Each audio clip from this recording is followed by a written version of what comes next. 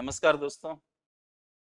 इस वीडियो में आज हम लोग डिस्कशन करने वाले हैं इकोनॉमिक्स के जितने प्रश्न पूछे गए हैं यूपीएससी प्रीलिम्स एग्जामिनेशन में 2024 के लिए जो परीक्षा अभी आयोजित की गई। और इस डिस्कशन में हमने किसी बुकलेट को ध्यान में नहीं रखा है दोस्तों। Booklet A B C D करके जो आती है वहाँ पर यूपीएससी के एग्जाम में, वो बुकलेट हम फॉलो नहीं कर रहे, हम क्वेश्चंस को फॉलो कर रहे हैं। जो भी क्वेश्चंस पूछे गए हैं उन्हीं पर ये डिस्कशन है।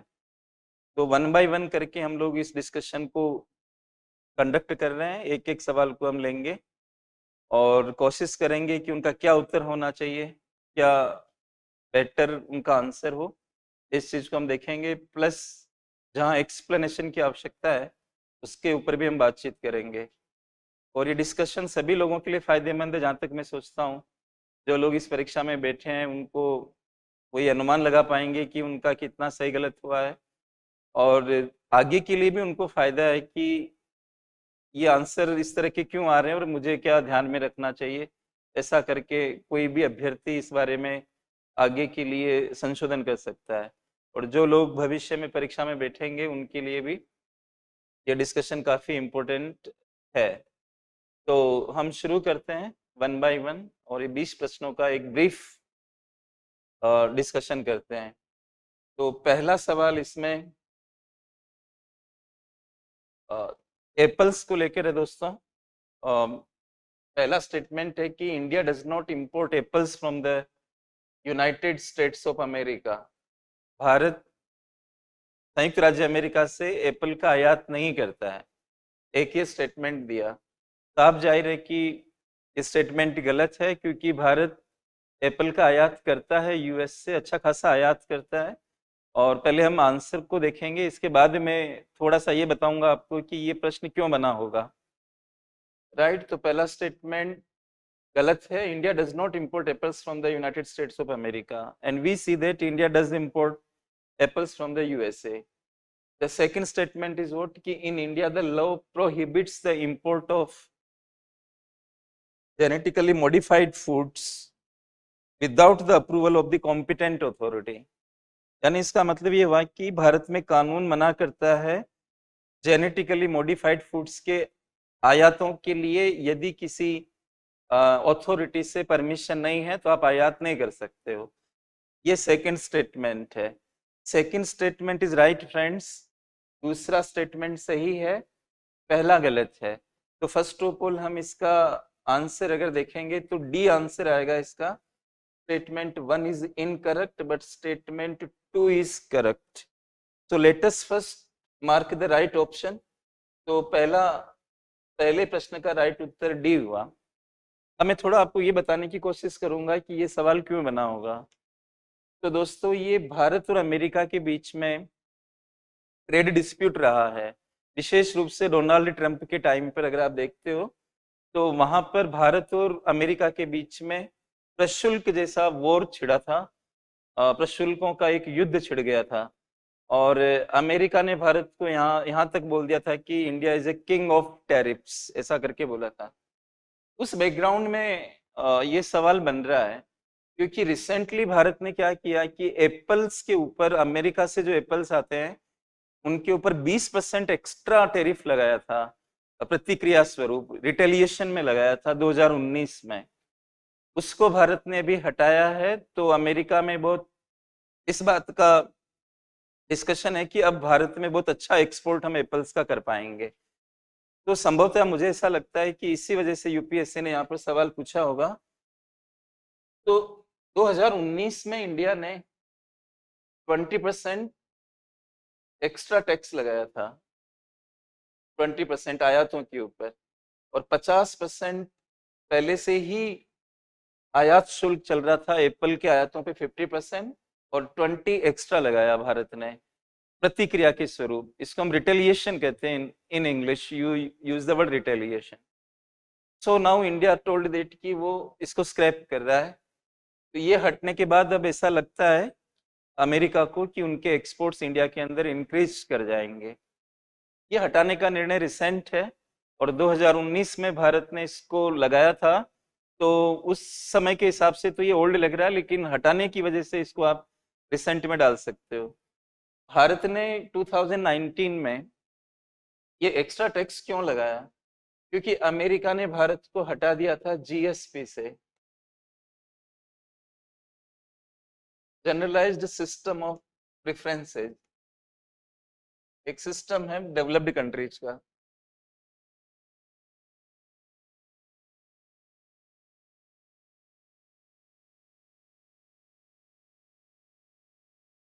Generalised system of preferences, GSP बोलते हैं इसको।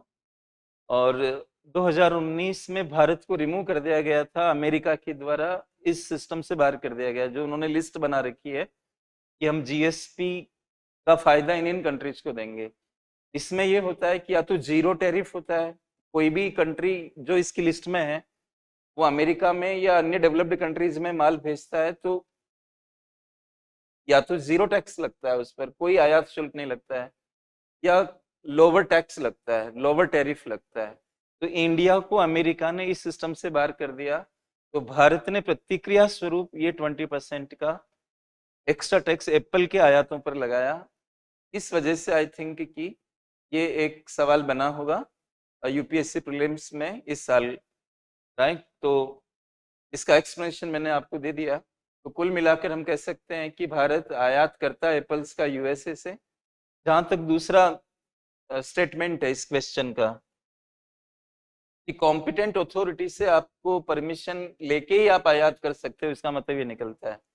तो इंडिया में ऐसा ही रूल बना हुआ है, और अमेरिका जैसे कंट्री जिसको समझते हैं कि एक तरह से टेक्निकल बैरियर है हमारे व्यापार पर, भारत टेक्निकल बैरियर लगा रहा है इस तरह की चीजों को डालकर।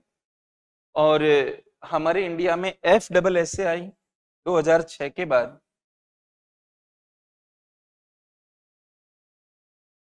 Food safety and standards authority of India, FSSAI, genetically modified foods के लिए कॉम्पिटेंट अथॉरिटी है परमिशन के लिए 2006 से, 2006 से। क्योंकि 2006 में FSSA food safety and standards act पास हुआ था 2006 से, तो 2006 से इसको पावर है। इससे पहले genetic engineering appraisal committee, genetic engineering appraisal committee competent authority थी, उसकी जगह FSSAI कॉम्पिटेंट अथॉरिटी हो गई है। तो दोस्तों स्टेटमेंट सेकंड करेक्ट है और स्टेटमेंट 1 इनकरेक्ट है। इस प्रकार से इसका उत्तर जो हमने आइडेंटिफाई किया वो डी आइडेंटिफाई किया। Right friends, let us move for next question. दूसरा क्वेश्चन आप उठाते हो वेनेजुएला के बारे में है। Consider the following statements, right? पहला स्टेटमेंट जो इन्होंने लिखा है वो मैं रीड कर रहा हूं। Recently, Venezuela has achieved a rapid recovery from its economic crisis and succeeded in preventing its people from fleeing or immigrating to other countries. इसका हिंदी रूपांतरण इस तरह से है दोस्तों कि हाल ही में वेनेजुएला ने रैपिड रिकवरी करी है इकोनॉमिक क्राइसिस से, आर्थिक संकट से रैपिडली उभरा है, तेजी से उभरा है, और वो कामयाब हुआ है अपने लोगों का अन्य कंट्रीज में जो माइग्रेशन होता है उसको रोकने में पूरी तरह से कामयाब हुआ है। ऐसा ही स्टेटमेंट है। दूसरा स्टेटमेंट है कि Venezuela has the world's largest oil reserves. Venezuela में वर्ल्ड के लार्जेस्ट ऑयल रिजर्व है, तेल के भंडार है। स्टेटमेंट सेकंड राइट है, और इसमें ये पार्शियली राइट है, मतलब रिकवरी की है वेनेजुएला ने। 2014 से लेकर 2020-21 तक की पीरियड में वेनेजुएला में बहुत जबरदस्त इकोनॉमिक कॉन्ट्रैक्शन हुआ। एक रिपोर्ट के अनुसार उसकी इकोनॉमी की साइज 4/5 4/5 से रिड्यूस हो गई। इतना कॉन्ट्रैक्शन उसमें रहा है। हाइपर इन्फ्लेशन वेनेजुएला में रहा है, फूड शॉर्टेज वेनेजुएला में रही है। बोलीवर नाम से वहां की मुद्रा चलती है, उसमें ट्रस्ट लोगों का खत्म हो गया बहुत ज्यादा इन्फ्लेशन की वजह से। 2018 में 63,000% इन्फ्लेशन कैलकुलेट हुआ था वेनेजुएला में। तो जबरदस्त इकोनॉमिक प्रॉब्लम में वेनेजुएला था, और वहां से कई लोग माइग्रेट कर रहे थे लैटिन अमेरिकन कंट्रीज में, आसपास के कंट्रीज में बड़ी मात्रा में माइग्रेशन हुआ, क्योंकि फूड की प्रॉब्लम, एम्प्लॉयमेंट की प्रॉब्लम, इकोनॉमी में हर तरह की समस्याएं वहां पर थी, तो लोग वहां से निकलने लगे। लेकिन अब रिसेंटली 5% ग्रोथ रेट 2023 के लिए वेनेजुएला में अनुमानित की गई है, 5%, और आगे के लिए 8%, ऐसा कुछ। तो अब रिकवर कर रहा है वेनेजुएला, लेकिन वो रिकवरी इतनी सफिशिएंट नहीं है अभी कि ये रैपिड माइग्रेशन को कंप्लीटली रोक सके। तो इस स्टेटमेंट को हम पूरी तरह से राइट नहीं मान सकते। तो statement 1 can be taken as a wrong statement here, and statement second is correct statement. So Venezuela is the world's largest oil reserve. Again, let us find out which is the right, option here. So statement 1 is incorrect. This is incorrect, but statement second is correct. So again, its right answer is D. Right? तो ये Venezuela के बारे में उन्होंने पूछा। इसके बाद अगर हम अगले प्रश्न पे जाते हैं, with reference to the Digital India Land Records Modernization Program, consider the following statements. India में आपको पता होगा कि जो लैंड रिकॉर्ड्स हैं, किसान जो अपनी जमीन रखते हैं, जो भी भूस्वामी होते हैं, लैंड ओनर्स, फार्मर्स, इनके लैंड रिकॉर्ड्स का इश्यू है। 2008 से ही हमारे इंडिया के अंदर लैंड रिकॉर्ड्स के कंप्यूटराइजेशन का प्रोग्राम हम चला रहे हैं। उसी को चेंज करके 2016 में कुछ बदलाव किए गए और अब इस नाम से इस कार्यक्रम को चलाया जा रहा है, digital India land records modernization program. Right, इसके बारे में 3 स्टेटमेंट है। ये 100% सेंट्रल गवर्नमेंट इसकी फंडिंग करती है। To implement the scheme the central government provides 100% funding. ये बिल्कुल राइट बात है। सारा पैसा जो भी खर्चा होता है सेंट्रल गवर्नमेंट देती है। Under the scheme cadastral maps are digitized. जो लैंड ओनर्स की जो ओनरशिप है उससे रिलेटेड जो मैप्स हैं उनको डिजिटाइज किया जाता है। ये मेन चीज है, ये उसकी राइट है ये मतलब स्टेटमेंट भी। An initiative has been undertaken to transliterate the records of rights from the local language to any of the languages recognized by the Constitution of India. तो जो भी लैंड रिकॉर्ड्स हैं उनको लोकल लैंग्वेज से किसी भी language के अंदर ट्रांसलिटरेट कर सकते हो रिकॉर्ड्स ऑफ राइट्स को from local language to any of the languages recorded recognized by the constitution of India. तो ऐसा फैसिलिटी इसमें शुरू कर दी गई है। तीनों स्टेटमेंट्स इसके राइट हैं। Which of the statements given above are correct? So all 3 statements are correct here, friends. So let us go for this option is right option. 1 2 3 तीनों इसमें राइट है दोस्तों। थोड़ा फैक्चुअल टाइप का है ये, इसमें बहुत ज्यादा डिस्कशन का स्कोप नहीं है दोस्तों। इसके बाद एक स्कीम है सोशल वेलफेयर से रिलेटेड, ये भी फैक्चुअल टाइप की है और ये प्रधानमंत्री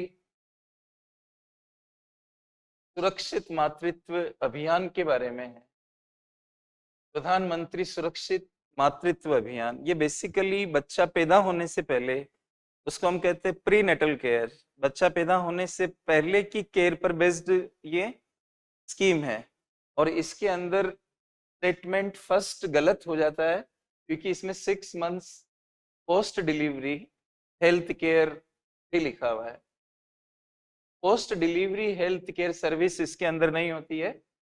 प्री एंटीनेटल बोलो आप या प्री नेटल बोलो आप, एक ही बात है। This scheme guarantees a minimum package of antenatal care services to women in their 2nd and 3rd trimesters. Trimester का मतलब होता है 3-3 महीने का। तो 3 ट्राइमेस्टर्स होंगे प्रेगनेंसी के अंदर, क्योंकि 9 महीने की प्रेगनेंसी होती है। तो 2nd और 3rd ट्राइमेस्टर के अंदर एंटीनेटल केयर सर्विस की बात इस स्कीम के अंदर है, वो बिल्कुल सही बात है। But post delivery 6 month health care service इसमें नहीं है। Statement 1 can not be taken as completely true. तो यहाँ हमें कोई ऐसा ऑप्शन होता नहीं कि हम पार्शियल ट्रू के लिए कुछ कर सकें। तो स्टेटमेंट 1 पूरी तरह से गलत है एक तरह से। दूसरा, under this scheme private sector health care providers of certain specialities can volunteer to provide services at nearby government health facilities. Hindi रूपांतरण इसका इस तरह से कर सकते हैं कि इस योजना के अंदर प्राइवेट सेक्टर के जो हेल्थ केयर्स हैं वो अपनी इच्छा से आसपास के गवर्नमेंट हेल्थ फैसिलिटीज के आसपास में अपनी इच्छा से सर्विसेज दे सकते हैं, वॉलंटियर कर सकते हैं अपनी इच्छा से। ये सही स्टेटमेंट है। तो पहला गलत है और दूसरा सही है। तो लेकिन इसमें which of the statements given above is और आर करेक्ट? तो टू ओनली। सेकंड स्टेटमेंट ही करेक्ट है, पहला गलत है। बोथ है 1 and 2 नहीं है, नीदर 1 nor 2 भी नहीं है, राइट। ये फैक्चुअल है। स्कीम अगर आपको आती है तो आप इसको कर सकते हो, स्कीम के बारे में नहीं पढ़ा है तो नहीं हो पाएगा।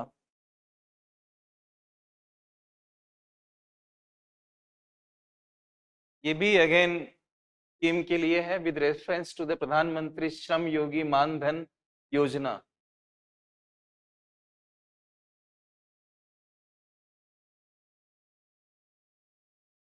Consider the following statements. 3-4 statement दिए हैं इसमें। Entry age group for enrolment in the scheme is 21 to 40 years। ये स्टेटमेंट सही नहीं है। बाकी age specific contribution shall be made by the beneficiary.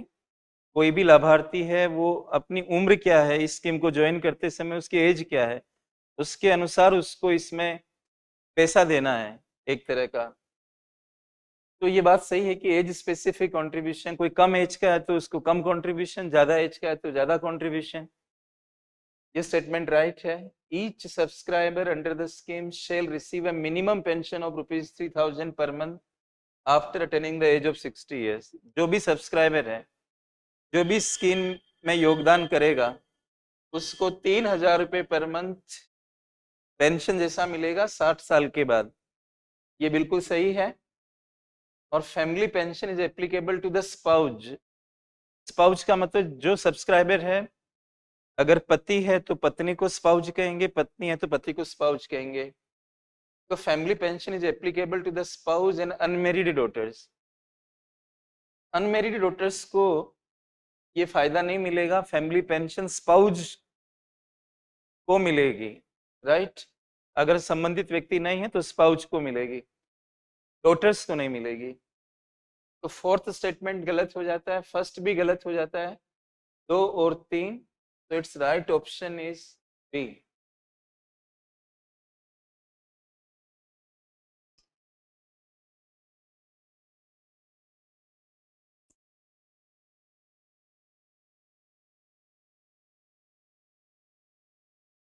स्कीमों से रिलेटेड है इनको। ये भी अगेन नारी शक्ति वंदन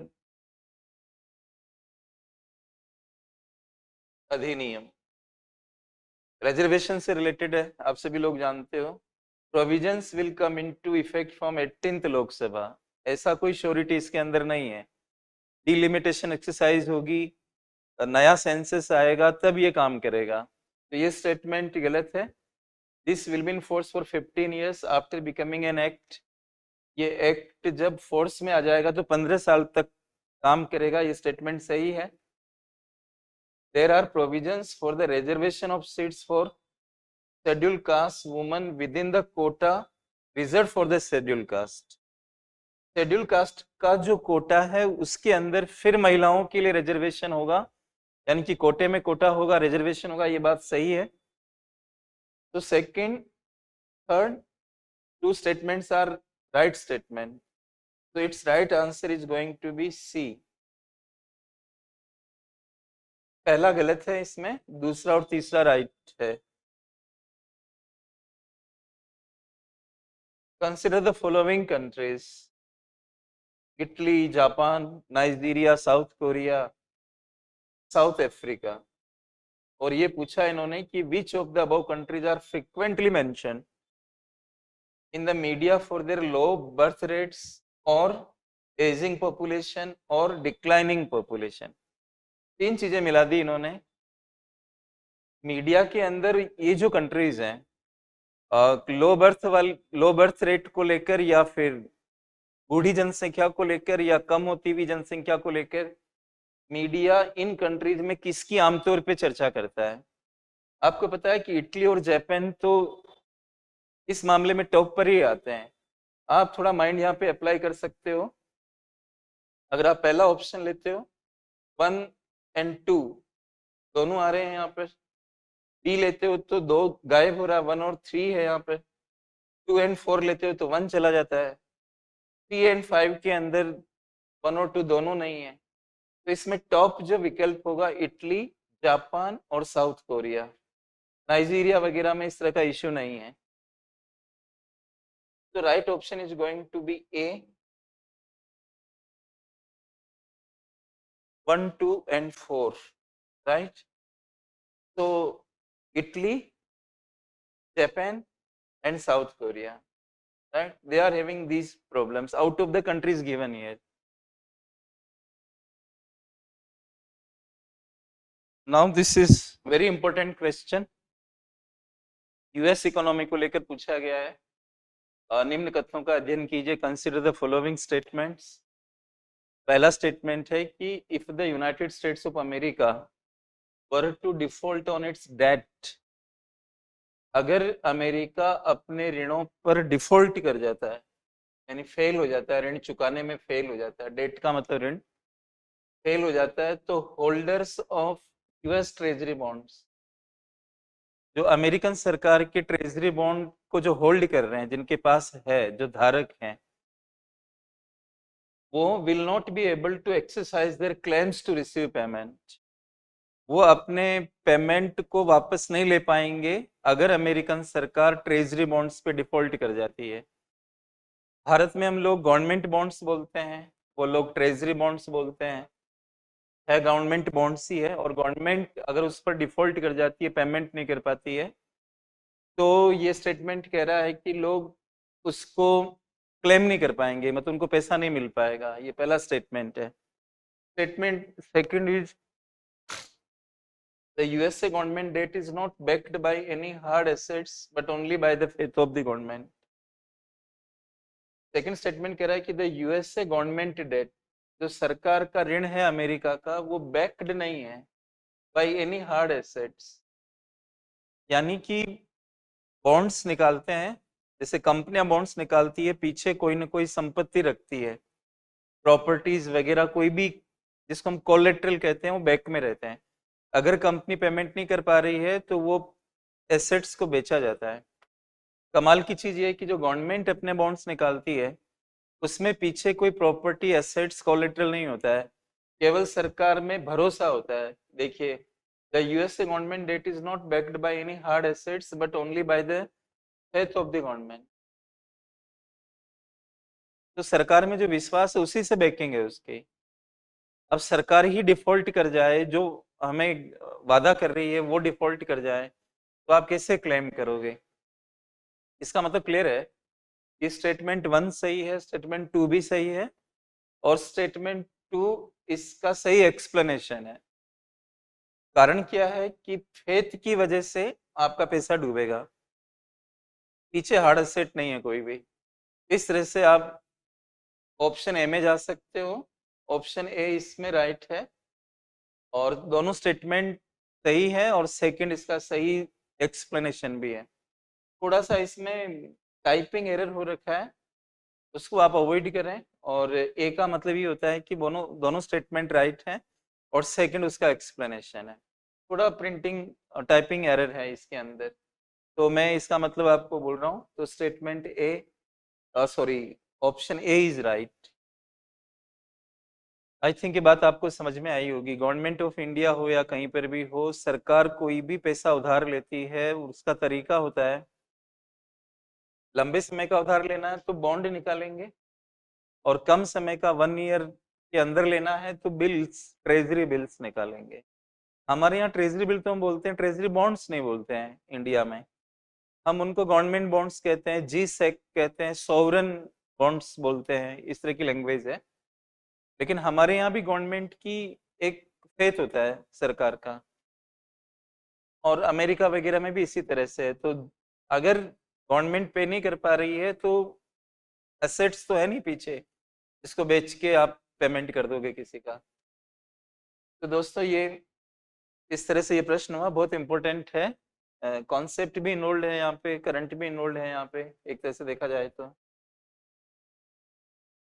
क्वेश्चन नंबर 9 को हम देखते हैं। दो स्टेटमेंट दे रखे हैं, एक वर्ड इस्तेमाल हुआ syndicated lending, spreads the risk of borrower default across multiple lenders। Syndicated lending में क्या होता है कि एक ग्रुप बना लेते हैं बैंक्स और फाइनेंशियल इंस्टीट्यूट, ग्रुप बना के लेंडिंग करते हैं एक ही कंपनी को, एक को कई लोग मिलके देते हैं, तो इसको हम बोलते हैं सिंडिकेटेड लेंडिंग। पहला जो स्टेटमेंट है वो क्या रीड कर रहा है कि अगर सिंडिकेटेड लेंडिंग आप करते हो और उधार लेने वाला फेल हो जाता है तो कई सारे लेंडर्स के बीच में स्प्रेड हो जाएगा ये बोरोवर डिफॉल्ट। तो ये बात सही है क्योंकि बहुत सारे लेंडर्स हैं और बोरोवर नहीं दे पा रहा, उधार लेने वाला नहीं दे पा रहा, तो ये खतरा उसमें पैदा होगा। स्टेटमेंट 1 राइट है। दूसरा है the syndicated loan can be a fixed amount, एक फिक्स अमाउंट हो सकती है, उसको लमसम भी बोलते हैं, लेकिन ये क्रेडिट लाइन नहीं हो सकती है, ऐसा लिखा इन्होंने क्रेडिट लाइन। क्रेडिट लाइन का मतलब ये होता है कि बैंक्स पहले से आपको एक अमाउंट प्री सैंक्शन कर देते हैं कि आप इतनी अमाउंट तक ले सकते हो, हमसे निकाल सकते हो, और उसमें ब्याज भी उतनी अमाउंट पे लगता है जितना आप निकालते हो। इसको हम कहते हैं क्रेडिट लाइन। सिंडिकेटेड लेंडिंग ये स्टेटमेंट कह रहा है कि क्रेडिट लाइन के लिए नहीं होती है, या क्रेडिट लाइन में सिंडिकेटेड लेंडिंग नहीं हो सकती है, लेकिन हो सकती है उसमें भी। तो ये स्टेटमेंट गलत हो जाता है और ये व्याख्या वगैरह नहीं है एक दूसरे की, तो आप कह सकते हो कि पहला स्टेटमेंट राइट है और दूसरा स्टेटमेंट रॉन्ग है। इस हिसाब से आप देखते हो statement first is correct but statement second is incorrect, right. तो right option is C, statement 1 is correct and statement second is incorrect, right। अब हम 10th नंबर, बहुत अच्छा सवाल है ये, और इस पे हम देखते हैं कि in respect of the digital रुपए आपको स्टेटमेंट कंसिडर करने हैं डिजिटल रुपए को लेकर। एक वर्ड आपने सुना होगा सीबीडीसी करके, और मैंने सभी जगहों पर इस टॉपिक को कवर किया है, पढ़ाया है, और उन्हीं ऐसा लग रहा है कि काफी आराम से जो बच्चे एग्जाम में बैठे हो कर पाए होंगे। सेंट्रल बैंक डिजिटल करेंसी को ही हम डिजिटल रुपए बोलते हैं। तो ये क्या है, पहला स्टेटमेंट है, it is a sovereign currency no doubt issued by the Reserve Bank of India in alignment with its monetary policy, यानी इसकी मौद्रिक नीति के अलाइनमेंट वाली ये करेंसी है। तो कोई भी करेंसी मॉनेटरी पॉलिसी तो अलाइंड रहती है, तो ये सॉवरेन करेंसी है, कोई डाउट नहीं है, गवर्नमेंट की करेंसी है, कोई डाउट नहीं है, और मॉनेटरी पॉलिसी के साथ इसका अलाइनमेंट होगा ही होगा, तो ये राइट स्टेटमेंट है। दूसरा, it appears as a liability on the RBI balance sheet. दोस्तों बैलेंस शीट जो होती है उसमें दो कॉलम होते हैं, कोई भी बैलेंस शीट के अंदर दो कॉलम बनते हैं, एक तरफ हम लायबिलिटीज लिखते हैं, एक तरफ एसेट्स लिखते हैं। एसेट्स का मतलब संपत्ति, लायबिलिटी का मतलब जो आपको देना है। तो अगर आप सेंट्रल बैंक की बैलेंस शीट बनाओगे तो करेंसी पे जो भी बैंक नोट होते हैं उस बैंक नोट पे आरबीआई की गारंटी रहती है। और ये ध्यान रखिए कि करेंसी शब्द में दो चीजें आती है, बैंक नोट और कॉइन्स आते हैं। तो बैंक नोट्स की मैं बात कर रहा हूँ, न कि कॉइन्स की बात कर रहा हूँ। बैंक नोटों पर आरबीआई की गारंटी रहती है और 1 रुपए के नोट को कॉइन माना गया है, ये ध्यान रखिए। भले ही वो नोट के रूप में दिखता है बट उसको कॉइन कंसिडर किया गया है। आपके रेफरेंस के लिए इंडियन कॉइन एक्ट 2011 को आप पढ़ सकते हो, तो उसको आप छोड़ दो, वो बैंक नोट नहीं है, वो कॉइन की कैटेगरी में आता है। अब जितने भी बाकी के बैंक नोट हैं उन पर आरबीआई की गारंटी रहती है कि मैं धारक को ये देने का वादा करता हूं, तो एक प्रकार से आप कमिटमेंट में आ रहे हो, तो लाइबिलिटी बन जाती है सेंट्रल बैंक की। तो करेंसी जितनी भी होती है, मतलब एक तरह से जिसमें बैंक नोट होते हैं, कॉइन्स की बात नहीं कर रहा मैं, बैंक नोट्स जो होते हैं वो आरबीआई की लाइबिलिटी मानी जाएगी। अब आप डिजिटल कर दो उसे या पेपर का रूप रखो, इससे फर्क नहीं पड़ता है। डिजिटल में वो लैंग्वेज दिखेगी नहीं, लेकिन वो इम्प्लाइड है। तो आप ये कह सकते हो कि ये आरबीआई की लाइबिलिटी बनेगी डिजिटल करेंसी। क्लियर? और थर्ड है it is ensured against inflation bye it's very design. नहीं, गलत है। कोई भी करेंसी में ऐसा कोई गुण नहीं होता है कि मुद्रास्फीति के अगेंस्ट वो सुरक्षा खुद ब खुद देती हो। मुद्रास्फीति जब भी आती है तो करेंसी की परचेजिंग पावर कम हो जाती है, डिजिटल हो या फिर पेपर हो या मेटेलिक हो, कुछ भी हो। तो दोस्तों ये बात सही गलत है। It is insured against inflation, no it's not insured. तो third is not good, appropriate or right, statement. And when it comes to analyzing this one, it is freely convertible against commercial bank money and cash. हाँ बिल्कुल, आप digital rupee को वैसे convert करा सकते हो या दूसरे को इसमें करा सकते हो, ये फ्रीली कन्वर्टेबल रहेगी मनी और कैश में। तो इसका मतलब हमारे स्टेटमेंट ये वाला सही है, ये वाला सही है, ये गलत है और ये वाला सही है। 1 2 4 जिसमें होंगे, 1 2 4 डी में है दोस्तों। पहला सही है, दूसरा सही है और चौथा सही है, तीसरा गलत है। तो डी इसमें राइट विकल्प बनता है। तो ये इसके बारे में है। Let us go for the 10th number question, 11th number question. Factual जैसा है, इंटरनेशनल ग्रैंड काउंसिल के बारे में ये बातचीत कर रहा है। कह रहा है कि ये स्टेटमेंट को पढ़ो, देखो कौन गलत सही है। India is a member of the international grand council, right. अगर आप इसको पढ़ते हो तो इंडिया इसका मेंबर है। दूसरा है country needs to be member of the international grains council for exporting और इंपोर्टिंग राइस एंड व्हीट। लगभग 30 कंट्री इसमें इसके अंदर मेंबर्स हैं और एक ग्रैंड ट्रेड कन्वेंशन है, उसको इम्प्लीमेंट करने का काम ये काउंसिल करती है। प्लस फूड ग्रेन्स वगैरह को लेकर डिमांड सप्लाई का क्या ट्रेंड चल रहा है उसको ये ऑब्जर्व करती है। फूड सिक्योरिटी को कोई ठेस ना पहुंचे डिमांड सप्लाई मिसमैचेज की वजह से, उसको ये मैनेज करती है और देखती है। तो इस तरह का इसका वर्क है। मतलब तो ये इसमें कोई जरूरी नहीं है कि आप मेंबर होंगे तो ही एक्सपोर्ट इंपोर्ट कर सकते हो, लेकिन इंडिया इसका मेंबर है और एक्सपोर्ट इंपोर्ट करने के लिए इसका मेंबर होना कोई जरूरी नहीं है। तो statement first is right, second is not right. Which of the statements given above is oblique are correct? Which of the states? One only. तो इसका राइट आंसर है A, right. The total fertility rate, कई बार इसको class के अंदर finance commission पढ़ाते समय मैंने बातचीत की है। The total fertility rate in an economy defined as what, like. इसमें आप चाहो तो रिडक्शन मेथड को फॉलो करके भी कर सकते हो। मान लो आपको अब the number of children born per 1000 people in the population in a year, ये फर्टिलिटी रेट से इसका क्या मतलब है? एक महिला रिप्रोडक्टिव एज में ऑन एन एवरेज कितने बच्चे प्रोड्यूस कर सकती है इन टोटल, उसको हम टोटल फर्टिलिटी रेट कहते हैं।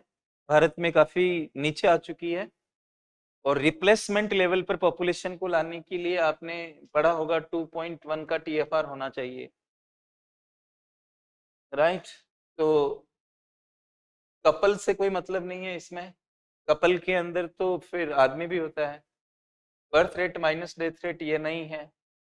The average number of live births a woman would have by the end of her child bearing age, बच्चे पैदा करने की जो उम्र है उसके एंड तक एवरेज नंबर लाइव बर्थ्स का एक महिला कितना मतलब रख सकती है या क्या नंबर आएगा, यही इसका राइट ऑप्शन है।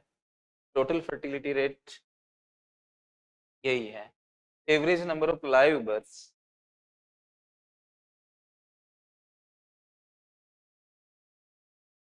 Consider the following statements, in India, non-banking financial companies can access the liquidity adjustment facility window of the Reserve Bank of India. LAF, इसको संक्षेप में कहते हैं हम लोग, और आपने देखा होगा रेपो, रिवर्स रेपो वगैरह।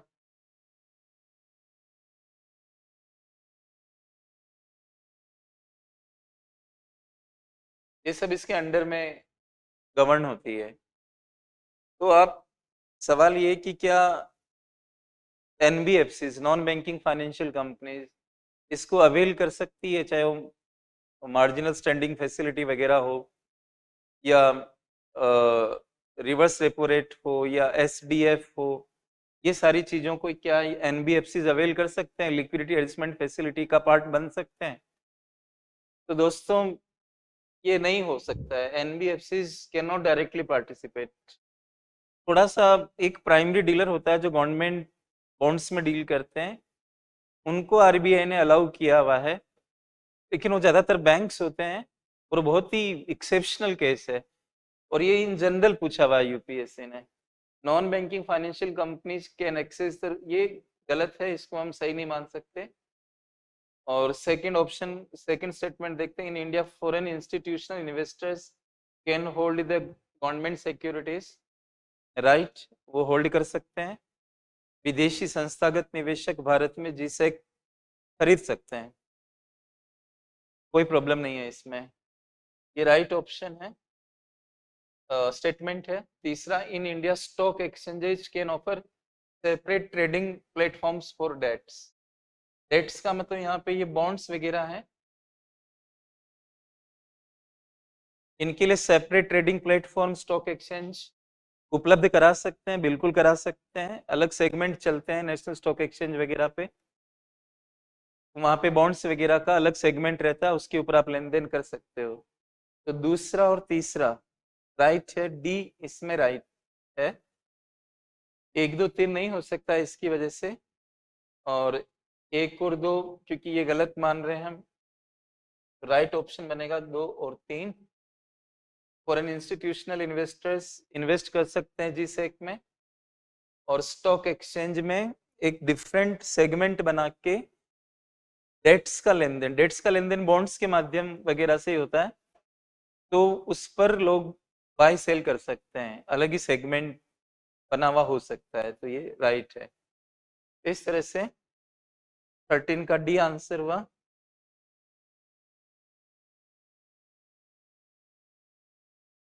ये भी अच्छा है, in India which of the following can trade in corporate bonds and government security?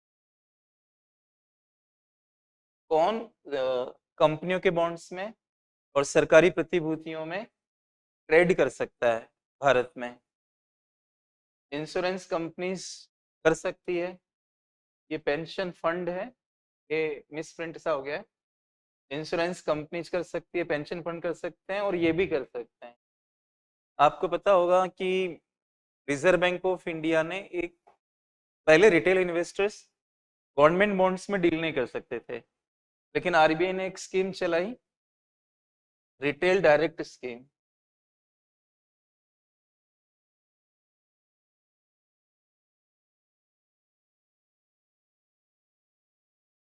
इसमें रिटेल इन्वेस्टर्स यानी छोटे निवेशक, कम निवेश करने वाले लोग भी इस स्कीम के तहत अब डायरेक्ट सेकेंडरी मार्केट में भी और प्राइमरी मार्केट में भी इन्वेस्टमेंट कर सकते हैं। और मुझे लगता है कि एक बार प्रीलिम्स में ये सवाल UPSC पूछ चुकी है कि सेकेंडरी मार्केट में कौन सा सिस्टम ऑपरेट होता है, और उसमें एक NDS OM करके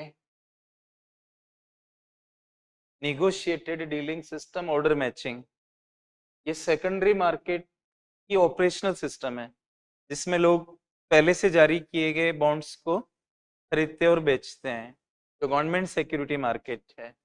तो रिटेल इन्वेस्टर्स भी आ चुके हैं अब गवर्नमेंट सिक्योरिटीज में, और रिसेंटली सेबी ने कॉरपोरेट बॉन्ड्स में मिनिमम निवेश की सीमा कम करी है रिटेल निवेशकों के लिए, ताकि उनका पार्टिसिपेशन बढ़े। तो मुझे लगता है कि ये सारे कारणों से ये सवाल UPSC ने बनाया होगा, तो आप कह सकते हो कि तीनों लोग पार्टिसिपेट कर सकते हैं, इंश्योरेंस कंपनीज भी, पेंशन फंड्स भी और रिटेल इन्वेस्टर्स भी। तो इसका राइट ऑप्शन डी है दोस्तों। इसके बाद consider the following: exchange traded funds, ETF, motor vehicles और करेंसी स्वैप, इनमें से कौन फाइनेंशियल इंस्ट्रूमेंट्स है, वित्तीय उपकरण है, उनमें भौतिक जैसा नहीं है, पूरा का पूरा बाय और सेल वित्तीय फॉर्मेट में होता है। करेंसी स्वैप में क्या होता है कि आप मुद्रा की अदला बदली करते हो, रुपए को डॉलर में स्वैप कर देते हो, और ऐसे तो दोनों तरफ मुद्रा ही काम आ रही है, इसमें कोई फिजिकल चीज नहीं है करेंसी स्वैप में। तो ये पूरी की पूरी तरह से प्योर फाइनेंशियल है, दोनों तरफा फाइनेंशियल है, बाय सेल हर मोड में फाइनेंशियल है। लेकिन अगर मैं एक स्मार्टफोन खरीदता हूँ तो पैसे दूंगा तो इस वजह से वो फाइनेंशियल नहीं होगा, क्योंकि जो मेन प्रोडक्ट है वो स्मार्टफोन है, वो फिजिकल है। तो यहाँ पर क्या है, मोटर व्हीकल्स जो है ये इसमें नहीं आएंगे, इसके अंदर फाइनेंशियल नहीं है, ये फिजिकल होते हैं। करेंसी स्वैप फाइनेंशियल, और ETF exchange traded fund mutual fund की तरह होते हैं, इनकी यूनिट निकलती है, एक यूनिट जैसे कि 10 रुपए की है, उसको आप खरीदते हो और फिर इसको ईटीएफ यूनिट कहते हैं, और वो पैसा अलग अलग तरह की जो आइटम्स है, कंपनी जो स्टॉक्स है उसमें लगाते हैं। म्यूचुअल फंड भी ऐसा करते हैं, लेकिन दोनों में मेन डिफरेंस ये है कि ईटीएफ जो ग्रुप ऑफ इक्विटीज को बताता है कि इसमें हम लगाएंगे, उसको चेंज नहीं करता है, वो फिक्स रहता है। और म्यूचुअल फंड्स जो होते हैं वो बदलते रहते हैं, इसीलिए कहा जाता है कि ईटीएफ पैसिव फंड्स हैं और म्यूचुअल फंड्स एक्टिव फंड्स होते हैं। अभी तो प्रश्नों का हम हल कर रहे हैं, तो बहुत ज्यादा डिस्क्रिप्टिव में नहीं हो सकता हूँ, क्योंकि फिर वीडियो बहुत लंबा हो जाता है। लेकिन आपने सुना होगा कहीं ना कहीं, और हमारी गवर्नमेंट ऑफ इंडिया भी विनिवेश के लिए ईटीएफ का प्रयोग करती है। और एक आपने नाम सुना होगा सीपीएस ईटीएफ, इसमें एनर्जी सेक्टर से जुड़े सरकारी एंटरप्राइजेज में पैसा लगा हुआ है, और वो उन्हीं में रहता है, बदलता नहीं है। आपने 10 रुपए का यूनिट खरीदा, वो अमाउंट इसके अंदर चली जाती है, जो वो बताते हैं कि इतने इसमें एंटरप्राइजेज हैं, उन्हीं के अंदर वो रहती है। ऐसे आपने भारत 22 का नाम सुना होगा, तो ये 22 शेयर्स हैं जिसके अंदर वो पैसा लगा रहता है, वो चेंज नहीं होता है। इसी तरह से कॉमोडिटी को भी आधार बना सकते हैं ईटीएफ, तो आपने नाम सुना होगा गोल्ड ईटीएफ। तो जितना पैसा ईटीएफ से आएगा वो गोल्ड में ही रहेगा, वो सिल्वर में नहीं जाएगा। म्यूचुअल फंड और ईटीएफ में ये बेसिक डिफरेंस है। म्यूचुअल फंड भी फाइनेंशियल प्रोडक्ट है, और जब मैं क्लास लेता हूँ तो मैं बहुत अच्छे से समझाता हूँ कि आप क्लास में जो राइटिंग है उसके अलावा डिस्कशन पे भी ध्यान दें, तो आपके कई सारे क्वेश्चन डिस्कशन से सॉल्व होंगे। तो यहाँ पर हम क्लास में लिस्ट नहीं बनवाते कि फाइनेंशियल इंस्ट्रूमेंट्स में कौन आएगा, लेकिन पढ़ाते समय इस तरह से समझाते हैं कि वो समझ विकसित हो जाती है। तो दोस्तों इस तरह से फर्स्ट और थ्री जिसमें आ रहे हैं, ये और ये फाइनेंशियल टूल्स है। मोटर व्हीकल फाइनेंशियल हो ही नहीं सकता कभी भी, तो जहाँ पे दो आ रहा है वो तो आंसर बनेगा ही नहीं। यहाँ भी दो है, यहाँ भी दो है, तो ये तो वैसे ही गलत हो जाते हैं।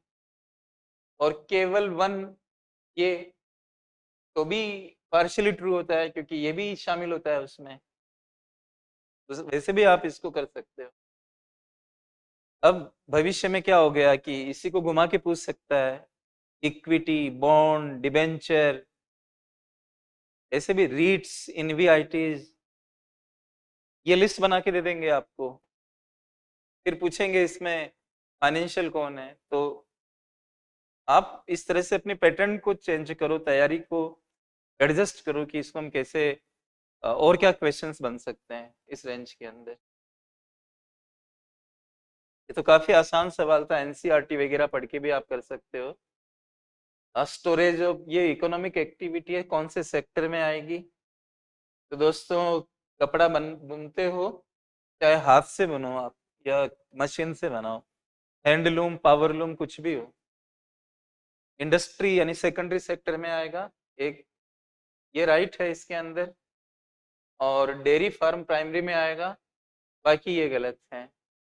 और स्टोरेज टर्शरी सेक्टर वगैरह में आता है, टर्शरी सेक्टर में स्टोरेज आता है। इस तरह से मिनरल एक्सप्लोरेशन टर्शरी में हो ही नहीं सकता है। तो ये पूछ रहा how many of the pairs given above are correctly matched, मतलब कितने पेयर्स सही मैच है। तो 2 सही मैच है, डेयरी फार्म और वीविंग क्लॉथ। तो इसका राइट ऑप्शन बी होगा। इस तरह से आप इसका आंसर कर सकते हो।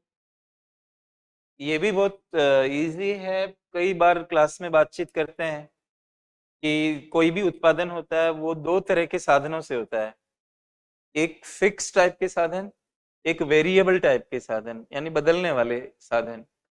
मशीन फिक्स है, आप उसमें कच्चा माल यूज करोगे, वेरिएबल है, लेबर वेरिएबल है। ये जो मैं क्लास ले रहा हूँ तो डिजिटल बोर्ड फिक्स है, मैं जो पढ़ा रहा हूँ कितनी देर पढ़ाऊंगा ये वेरिएबल है। तो फिक्स के लिए आपको फिक्स्ड कैपिटल चाहिए और वो कैपिटल उसमें जाके फिक्स हो जाती है। और एक होता है कि कच्चा माल वगैरह के लिए आपको वर्किंग कैपिटल चाहिए, उसको लिंक करके इसने पूछा।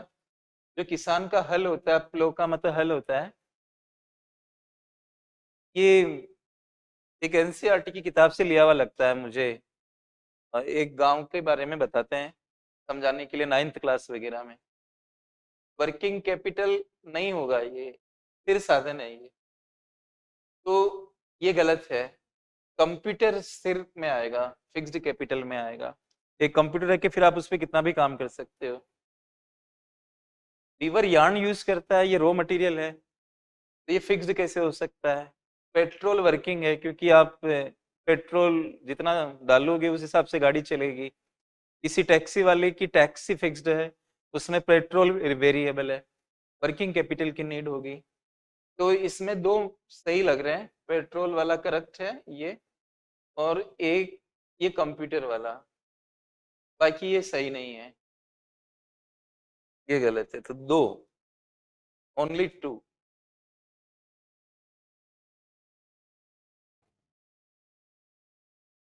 और ये ऊपर पूछ रहा है with reference to physical capital in Indian economy consider the following pairs. भौतिक पूंजी, मानव पूंजी की बात नहीं हो रही है, भौतिक पूंजी की बात हो रही है। और उसमें दोनों तरह के हो सकते हैं, वर्किंग भी हो सकता है और फिक्स्ड भी हो सकता है। और ये भारतीय अर्थव्यवस्था नहीं भी हो तो भी यही बात रहेगी। ये with reference to the rules imposed by the Reserve Bank of India while treating foreign banks, consider the following statement। विदेशी बैंकों के मामले में जो आरबीआई के रूल्स हैं जो इम्पोज करता है, उनके बारे में स्टेटमेंट पढ़ना है। इसमें थोड़ा सा मिसप्रिंट हो रखा है, ये देयर इज है, ये there is no minimum capital requirement for wholly owned banking subsidiaries in India. Wholly owned का मतलब 100% सब्सिडियरी कंपनी के रूप में, मतलब no minimum capital requirement for wholly owned banking subsidiaries in India, यानी कोई भी विदेशी बैंक ब्रांच से ऑपरेट हो सकता है या फिर वो डब्ल्यूओएस, तो डब्ल्यूओएस कहते हैं, होली ओन्ड सब्सिडियरी, 100% सब्सिडियरी संस्था के रूप में। तो ये कह रहा है कि मिनिमम कैपिटल की जरूरत नहीं है, मतलब कितना भी कैपिटल से कर सकता है, ये गलत स्टेटमेंट है, क्योंकि आरबीआई मिनिमम कैपिटल के रूल्स प्रोवाइड करता है, अगर आप इनके रूल्स को पढ़ते हो तो। दूसरा, तो ये स्टेटमेंट गलत हो गया। For Holi own banking subsidiaries in India at least 50% of the board members should be Indian national. Board members का मतलब बोर्ड ऑफ डायरेक्टर्स, निदेशक मंडल में जो लोग होते हैं, तो कम से कम 50% भारत के नागरिक होने चाहिए बोर्ड के अंदर, अगर विदेशी बैंक की डब्ल्यूएस इंडिया में काम कर रही है तो। ये सही है। ये सही है।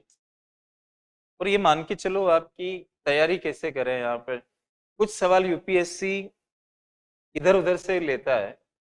अगर आपके कॉन्सेप्ट बहुत अच्छे हैं, जैसे फाइनेंशियल इंस्ट्रूमेंट किसको कहते हैं ये आपने समझ रखा है किसी भी क्लास में, आपने ये समझ रखा है कि गवर्नमेंट डेट पर डिफॉल्ट कर जाएगी तो लोग अपने क्लेम को वो नहीं कर पाएंगे, रिसीव नहीं कर पाएंगे, और गवर्नमेंट अपने ट्रस्ट पे बॉन्ड्स और ट्रेजरी बिल्स इश्यू करती है, ये समझ है आपको, तो आप आराम से उस क्वेश्चन को कर पाएंगे, चाहे वो यूएस लिखें, इंडियन लिखें या फ्रांस लिख दें, इससे नहीं फर्क पड़ेगा। आप प्रोडक्शन की प्रोसेस तो समझते हो कि फिक्स्ड कैपिटल क्या होती है, वेरिएबल और वर्किंग कैपिटल क्या होती है, तो आप सवालों को कर लोगे। हर नियम को ना याद रखा जा सकता है, ना आप उसको पढ़ सकते हो, ना उसको रिटेन कर सकते हो। इससे बहुत परेशान होने की जरूरत नहीं कि अगली बार फिर बैंकों के सारे नियम आप पढ़ने लगो। 20 सवाल आते हैं तो 5 6 7 8 छूटेंगे, आप उनको छोड़ भी सकते हो, 12 सही होने चाहिए। आप इस चीज को ध्यान रखो, राइट। तो इसमें केवल दूसरा सही है स्टेटमेंट, तो हम इसका राइट आंसर बी लगाएंगे। और Holi owned banking subsidiaries in India at least 50% of the board members should be Indian nationals, right. 19 number question, corporate social responsibility CSR के बारे में पूछा इन्होंने, और उनके रूल्स के बारे में पूछा। Rules in India with reference to corporate social responsibility rules in India consider the following statements. पहला है कि CSR rules specify that expenditures that benefit the company directly or its employees will not be considered as CSR activities। बिल्कुल सही बात है ये।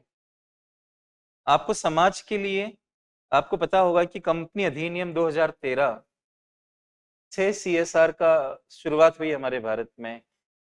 Initial company act था 1956 का, और उसके बाद का एक्ट है 2013 का, Indian companies act 2013। In that act for the first time we talked about CSR।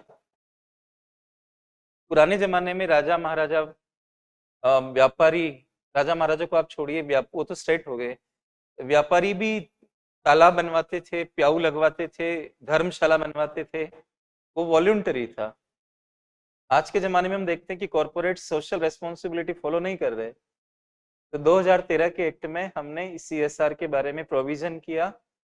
I think कि उसका सेक्शन 135 है जिसमें इसकी बातचीत की गई है, और 2014 में हमने इसके रूल्स बनाए और उनको इम्पोज किया। रूल्स के अनुसार कंपनी दिखावा भी कर सकती है ना कि खर्चा कर रही है अपने ही एम्प्लॉयज के ऊपर, तो उसका बेनिफिट तो खुद कंपनी को मिल जाएगा, या अपना प्रमोशन करने पे खर्च कर रही है कहीं ना कहीं directly indirectly.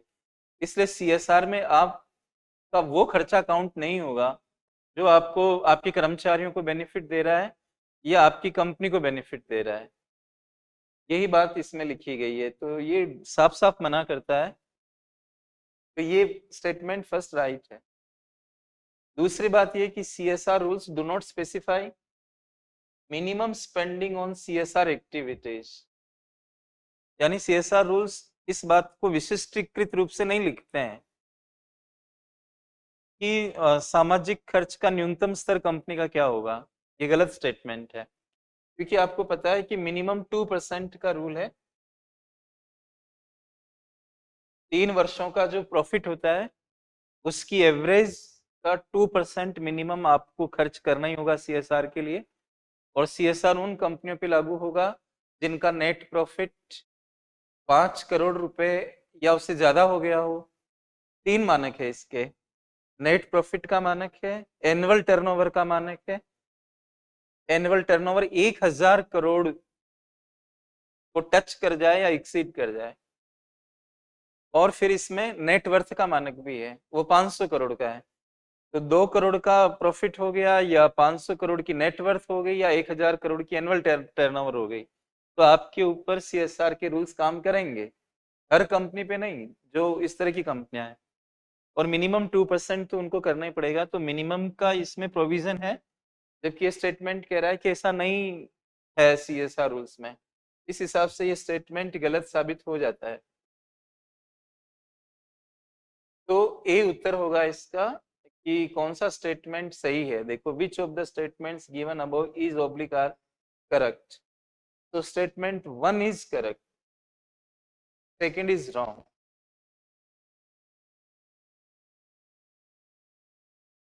And now we are at the last leg of our discussion, and I am going to pick up question number 20. This is again very interesting. With reference to the Indian economy, collateral borrowing and lending obligations, इनको CBLOs कहते हैं। Money market में मैं इनको discuss करता हूँ, notes में भी दिख जाएंगे।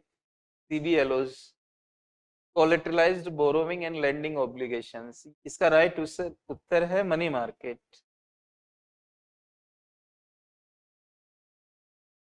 क्योंकि CBLOs मनी मार्केट में ही बैंक्स इनको इश्यू करते हैं। 1 डे से लेकर 1 ईयर की रेंज में इनको निकाला जाता है। मनी मार्केट 1 ईयर से ज्यादा का नहीं होता है। और इसमें CCIL होता है, clearing corporation of India limited, CCIL। उसमें बैंक्स बॉन्ड्स जमा करा देते हैं और फिर CCIL इन पे गारंटी देता है, इसलिए इसका नाम है collateral borrowing and lending obligation. Bonds वगैरह ऑब्लिगेशंस भी बोले जाते हैं, बिल्स वगैरह, क्योंकि आपके ऊपर ऑब्लिगेशन है कि आप इसको वापस करोगे। कोलेटरल किसको कहते हैं कि जो अमाउंट आप उधार ले रहे हो उसकी वैल्यू के हिसाब से कुछ रख रहे हो कि नहीं रख रहे हो। तो बहुत सारे बैंक्स हैं जिनकी प्रेस्टीज अच्छी नहीं होती है, तो वो CCIL के वो रेपो मार्केट में उतने अच्छे से काम नहीं कर पाते हैं, कोल मनी मार्केट में अच्छे से काम नहीं कर पाते हैं। तो वो लोगों के लिए CCIL काम करता है, बॉन्ड्स को जमा कर लेता है, तो वो कोलेटरल जैसा हो जाता है और उसके बेसिस पे एक अमाउंट वो सैंक्शन करता है और उन पर CBLOs निकाल देते हैं, मार्केट में ऑफर कर देते हैं। इन पे एक तरह से सिक्योर्ड जैसे हो जाते हैं क्योंकि इस पे गारंटी हो जाती है CCIL की। और इस तरह से लोअर प्रेस्टीज वाले बैंक्स भी CBLO का प्रयोग करके मनी मार्केट में पार्टिसिपेट कर सकते हैं। इस तरह से आप इसको मनी मार्केट में रखेंगे। बॉन्ड मार्केट लॉन्ग टर्म होता है, ये लॉन्ग टर्म नहीं होते हैं। फॉरेक्स मार्केट से इसका मतलब नहीं है, स्टॉक मार्केट से इसका मतलब नहीं है। तो money market, stock market capital market में आ जाता है और मनी मार्केट जो होता है वो शॉर्ट टर्म मार्केट होता है और ये शॉर्ट टर्म वाले होते हैं। तो इस तरह से CBLOs are the part of money market. और ये मैं क्लास में करवाता रहा हूँ, लेकिन कई बार मन करता था कि इस पे क्यों बात करें, students are not able to understand many a times, but I never stopped getting students right about it. This time around the UPSC has put up a question on CBLOs. So friends, it's okay, and I want to express thank you to all of you. Discussion का and करते हैं। मेरी बहुत शुभकामनाएं आप सभी लोगों के साथ है जिन्होंने एग्जाम दिया, उनका रिजल्ट बेहतर आए। फिर मुलाकात करते हैं दोस्तों। Thank you very much.